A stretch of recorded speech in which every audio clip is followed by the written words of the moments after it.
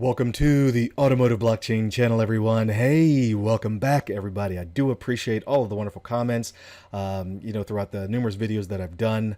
I still consider myself to be a young channel, and I definitely appreciate all of you. For those of you who have subscribed, and also those of you who are new to the channel, love dub goes out to my heart to everyone that listens in. Let's go ahead and get this thing started. All right. So we have in the last video here, I discussed how silver is going to be, in my opinion, a huge place for investment that I'm going to choose to diversify my income or my investments in. And this is not financial advice for you. You definitely need to do your own research. I am by no means a financial advisor. And for those people out there that know me quite well, they would 100% agree with that statement. But yes, do your own research in that. I gave in my last video some reasons why silver could be, in my opinion, definitely will be a good player in the market for a place where I'm going to choose to put my money and diversify, some of my investments.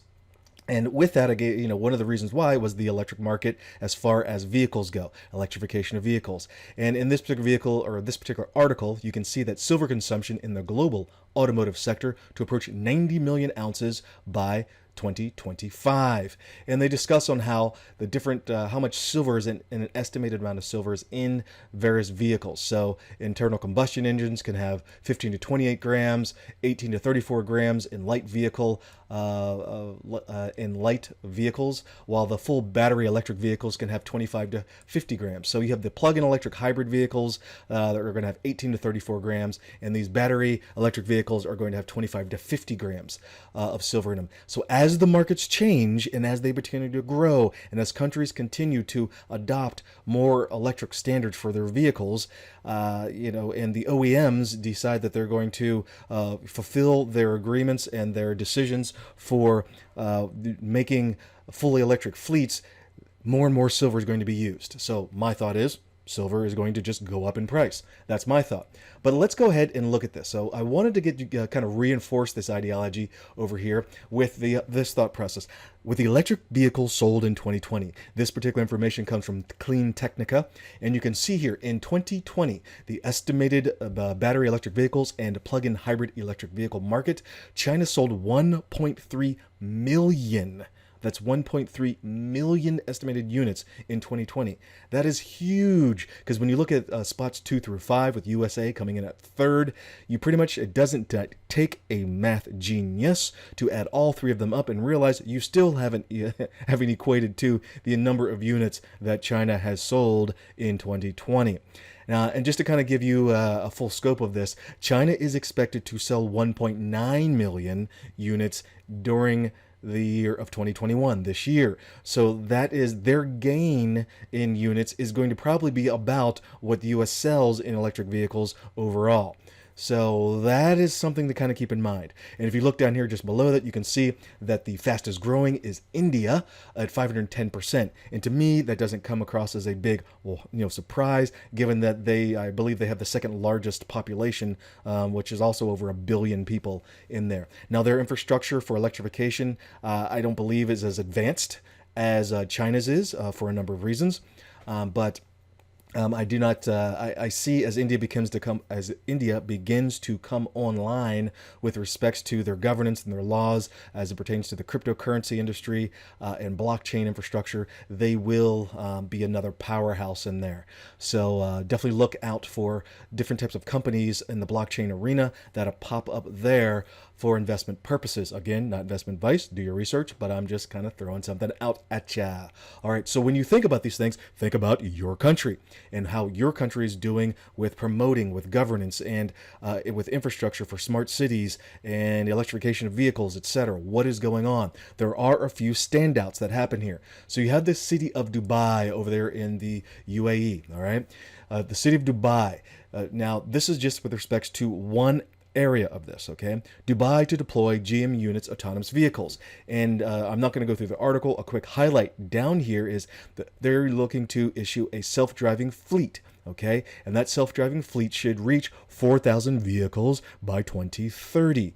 All right, now I want you to just think about this. Whatever's going on in your country, whatever's going on in your city, all throughout the world, Are your people who are in charge of your governance, the politicians, the locals, the whoever, are they actually setting up anything to allow 4,000 vehicles as an initiative to be part of your city's infrastructure? I know I think about the United States and I can immediately go, I don't know of a single state in here that's doing that. Not at all, let alone a single city. So that is a strong, strong initiative. Now, I do know that the federal government here in the United States is definitely looking to deploy, has initiatives to deploy throughout the country, different fleets of vehicles to be electric, etc. I get that. But this is just one city, folks. Okay, so and this country is not alone. Meaning the UAE. There are other countries out there, and because I focused on China at the beginning of this video, I kind of want to just focus back on them. All right. Now, before I do that, let's just do this final tippy touch on Dubai. In order to have these electric vehicles, in order to deploy this sort of infrastructure, you have to have a city backing you. So when you think about it from Dubai's perspective, they literally are doing a study for government in the UAE. I believe it's 2025 that they're looking to have a fully, Dubai is supposed to be a full blockchain city. That literally everything in the city will be structured and functioning under some type of blockchain.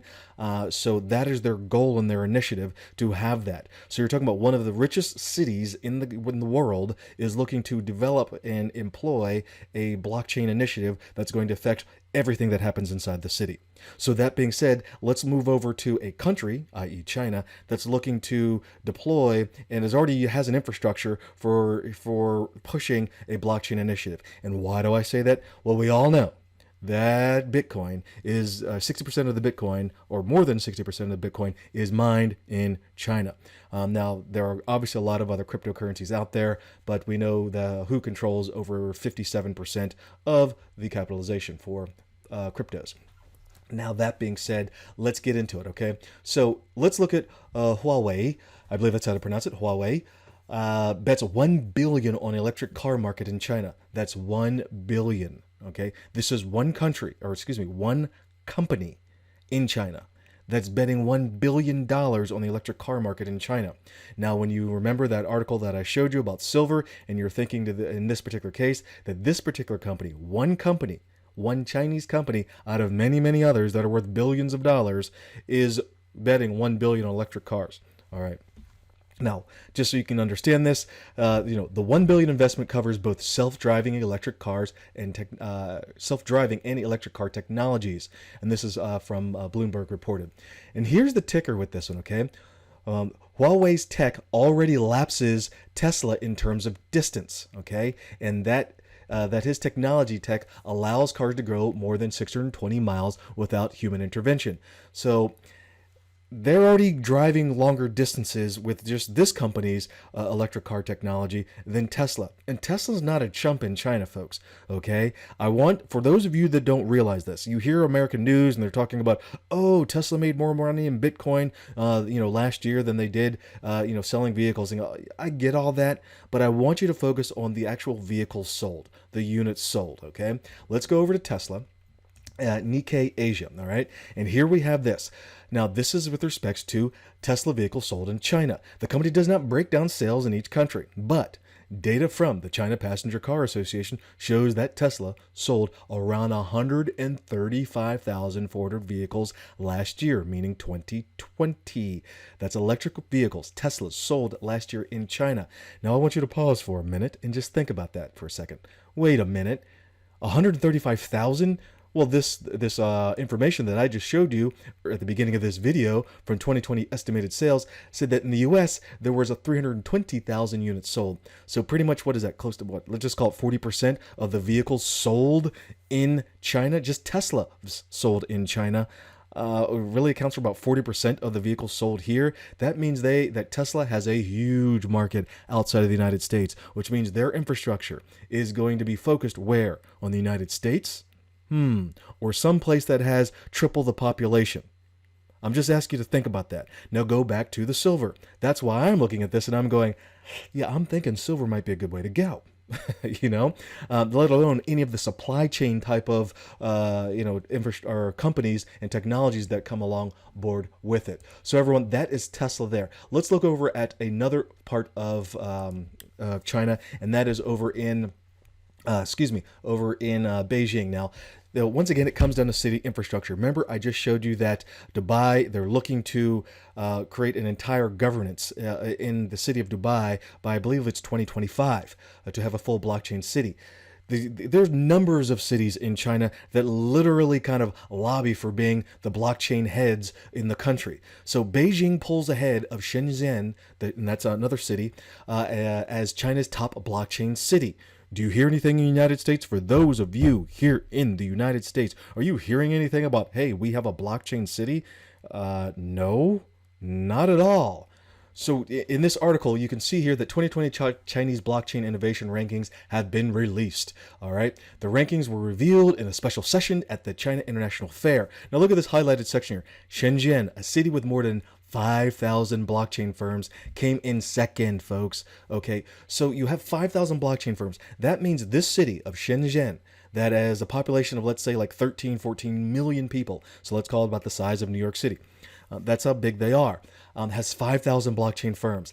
I don't think the United States and many of these other countries have 5,000 blockchain firms within their respective countries. So if I come over here and I just click on Germany, USA, France, UK, I don't think that Germany, US, and France and UK have 5,000 blockchain firms. They might have 5,000 blockchain firms as a collective. So, and this is just one city in China that has that particular amount. So to wrap all this up, folks, just think about the infrastructure. Think about what's going on inside of your country and realize that when it comes to electrification and cars, electric vehicles being implemented and being put on the roads, it's not just about the silver that goes in there. It's also going to be about the other technologies that support the infrastructure for the vehicles to be on the road. We're talking about fully autonomous vehicles. We're talking about sensors and chips and everything else that's going to go along with the selling of the vehicles. So that's it, everyone. Thank you very much for joining the Automotive Blockchain channel. Thanks for getting on the bus, and I look forward to seeing you next time.